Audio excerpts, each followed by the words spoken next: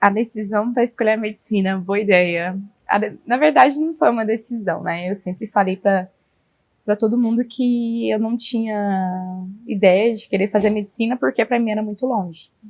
Só que quando me perguntavam se eu pudesse ser alguma coisa, se eu quisesse ser alguma coisa no futuro, eu falava, eu quero ser médica.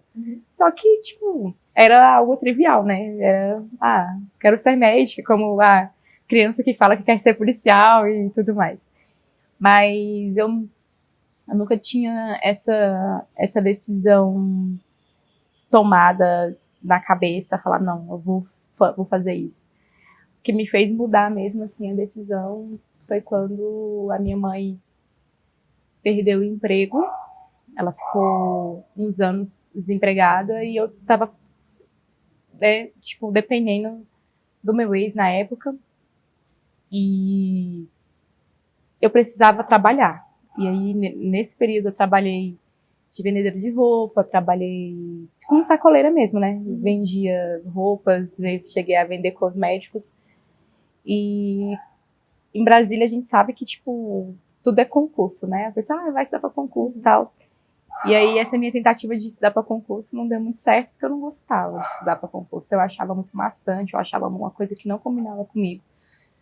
E em certo dia me fizeram essa pergunta de novo, né? Do que eu queria ser. Aí eu falei, eu tenho vontade de fazer medicina. Só que para mim é impossível, eu não tenho ensino médio. E eu nem sei como é que entra na faculdade, nem sei o que a gente precisa fazer para ser médico. Aí eu lembro que essa conversa eu tive com o meu ex, ele falou, olha, primeira coisa que você tem que fazer é terminar seu ensino médio. A gente você vai terminar seu ensino médio. Assim que você terminar seu ensino médio, a gente vê qual é o próximo passo. O primeiro passo é você terminar. E nisso eu já tinha sido demitida porque eu não tinha o ensino médio do meu emprego. E aí eu fui terminar esse ensino médio nas pressas, na correria, com provas e tal.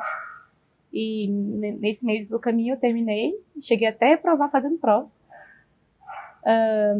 E terminei no ano de 2016. Quando foi em 2017, eu fiquei ali dividida entre estudar para vestibular e estudar para concurso.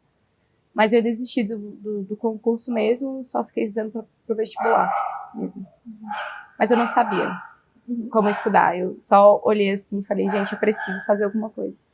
Aí entra, né, aquela história do calouro, ficar atrás de tudo, para saber de tudo, como funcionava.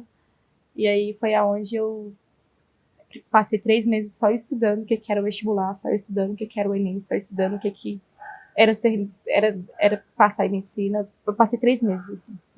Olha, eu vou falar uma coisa, como eu te disse, né, tipo, a gente passa por muitas situações em questão de barreiras sociais. Eu não digo nem limitar meu sonho, mas me limitou muita coisa que eu queria fazer, sim, na época, né, só o fato da falta de acesso, na época que eu larguei os estudos também eu passava uma certa depressão, né, porque minha mãe, ela sofreu agressão dentro de casa, então isso acabou prejudicando bastante. Acho que foi uma das piores barreiras que eu passei, foi essa época que minha mãe teve, né, esse período de agressão dentro de casa, sofreu tudo isso, e eu não tinha como expressar que meu maior problema social, além de tudo que eu já vivia, era sobre as questões que eu estava passando. E aí a depressão foi um fator maior para mim abandonar os estudos, né? Apesar dela ter engravidado e eu queria ajudar ela, na época, juntou uma coisa com a outra, né? Eu estava com depressão, já não queria ir mesmo, e ela precisava de alguém para cuidar da minha irmã, para ela poder trabalhar. Então, a gente fez esse acordo. Eu ficar em casa para ajudar ela e eu não tinha mais. Não, tem eu e tem um que já é casado, tem um filho já, graças a Deus. Mas na época era somente nós duas. Nossa, imagina. Você tinha quantos anos cuidando? Eu tinha 14. Nossa, cuidando dela. Sim. Olha, durante a graduação, acho que o meu maior desafio foi a falta de base. Porque apesar de eu ter a minha base criada, né, para passar no vestibular, você chegar lá e ver assim, um mundo completamente diferente, pessoas completamente diferentes, um mundo, a UNB é um mundo completamente diferente. Eu acho que isso me deu um susto, sabe? De tudo, tudo. Tudo que eu acreditava, tudo que eu pensava que era e não era, tudo foi, para mim, foi uma virada de chave.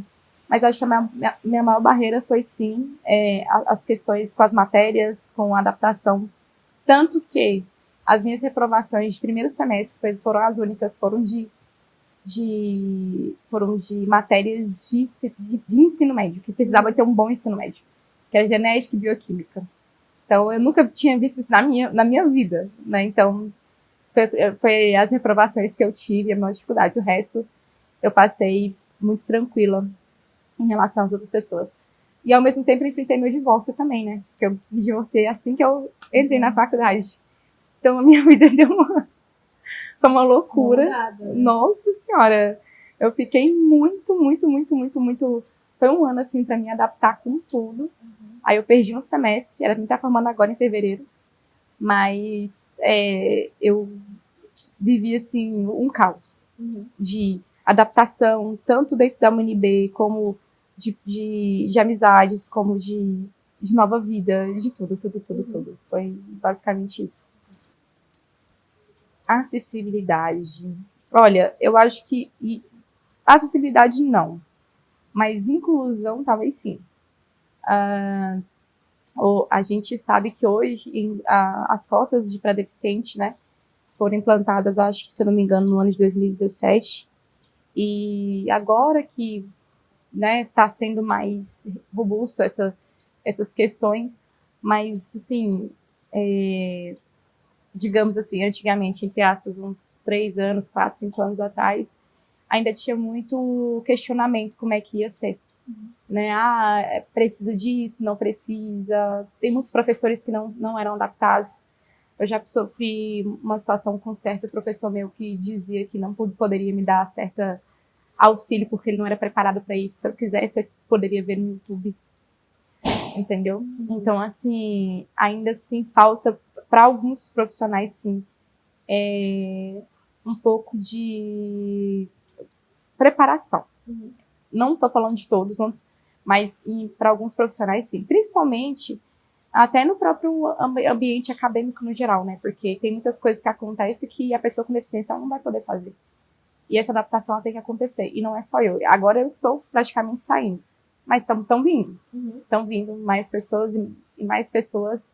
E a gente fica ali ao Deus dará, numa cortina ali de fumaça que ninguém sabe o que está acontecendo. Então você acha que o curso de medicina não está preparado para receber pessoas que... Totalmente não.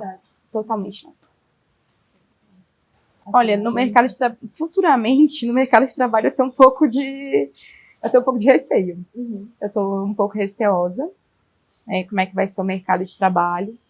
Apesar de, graças a Deus, assim, por conta da minha história, tem muita gente que já me conhece e tudo mais, já sabe, já até me questiona sobre o que eu quero, mas eu tenho um pouco de receio, sim. Por conta mesmo de adaptação. Hoje em dia a gente está enfrentando aí já uma guerra com o próprio CRM que quer barrar, né, os nossos direitos de cota para pessoa com deficiência na residência. Então a gente já começa a enfrentar barreiras ali. Entendeu? Se o próprio CFM, né, quer dizer, se o próprio CFM, que é o nosso defensor, está sendo contra, né, quem vai ser por nós, né? E acredito que isso tem sido muito preocupante para mim. Já no mercado de trabalho, quando eu trabalhava como vendedora, principalmente eu trabalhava em loja, né, de departamento. Trabalhei também como secretária também. Eu acho que, por incrível que pareça, o mercado de trabalho hoje em dia ele é muito mais aberto do que o próprio mercado da medicina. Entendeu? A medicina, ela tem que se preparar, sim, para muita coisa que está vindo aí. Tem muita gente que está sendo incluída e a gente está vendo que esse mercado ele não tá preparado para receber. Bom, eu acho que hoje em dia os próprios alunos se ajudam mais do que os professores. Sinceramente, eu vejo isso pelos meus próprios calouros, eu vejo a recepção que eles têm com os alunos que vão chegando. a união que a gente tem quando se trata de defender a nossa bandeira. E ao contrário dos nossos representantes, isso já não acontece com tanta frequência. Ou não acontece. Ou se acontece, alguns fazem isso timidamente por conta de alguma represália. É isso que eu acho. O maior momento que eu quis desistir do curso foi quando minha mãe perdeu o restaurante pela pandemia. Né? A gente perdeu muita coisa na pandemia, não tinha condições de vir para o curso, tal, aí separação, um monte de coisa. Mas a representatividade que eu senti falta ali naquele momento, ela não foi tão vista, assim, porque eu entrei no processo de 2019, em 2020 a gente entrou na pandemia. Então, todo mundo nas suas casas, né? Aquela história. Mas no ano de 2019, eu não vou mentir, eu não senti tanta dificuldade nesse processo de adaptação, pelo menos comigo. Mas atrás de mim veio uma galera. E hoje eu recebo muita reclamação.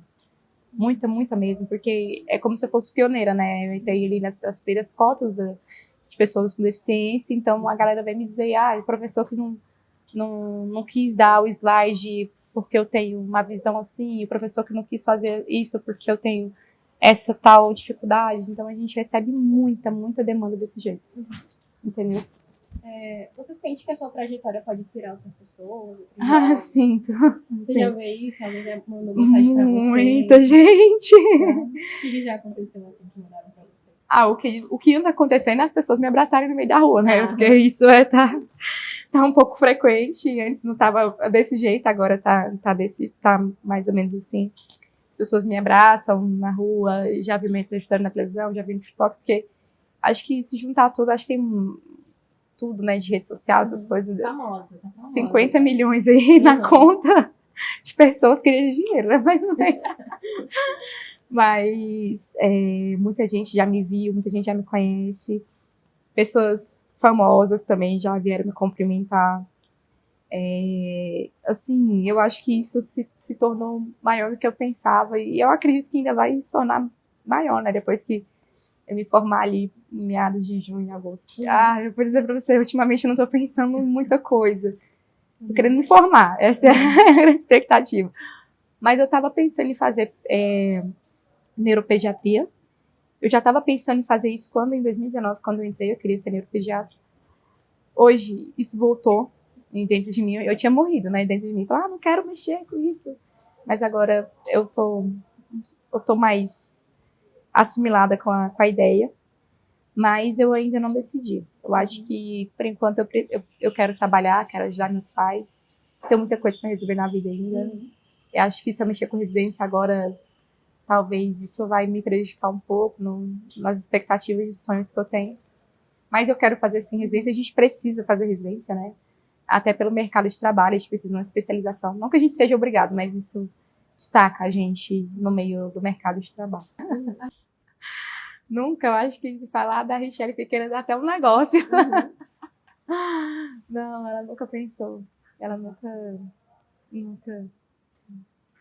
nunca passou pela cabeça dela. Acho que a cabeça dela passou por diversas outras coisas, mas não isso. Ela teria muito orgulho da Richelle hoje em dia? Ela falaria, menina, você é doida, mas eu sinto orgulho de você. Eu sinto muito orgulho de você. Ela falaria, com certeza. Capacitação dos profissionais.